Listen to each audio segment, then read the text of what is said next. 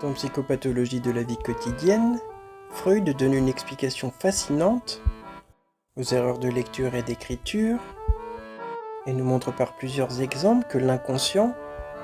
corrige les choses pour les faire aller dans le sens de ce qu'il désire, de ce qui le pèse ou de ce qui le préoccupe. Freud mentionne par exemple le cas d'un homme qui a tellement envie d'aller aux toilettes que lors de sa lecture d'une enseigne de magasin, il transforme le mot allemand Corsethaus, maison de corset, en Closethaus, WC.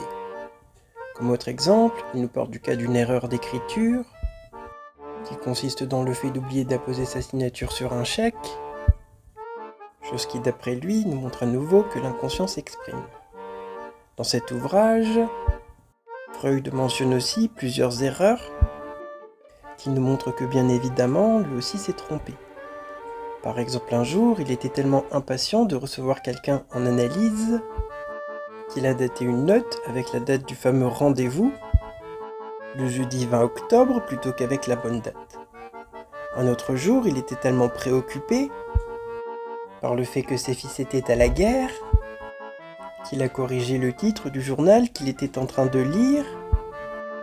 et qu'il a lu en allemand Der Fried von Gors, la paix de Gors, plutôt que Die Feind vor Gors, les ennemis devant Gors, afin de mettre fin à la guerre,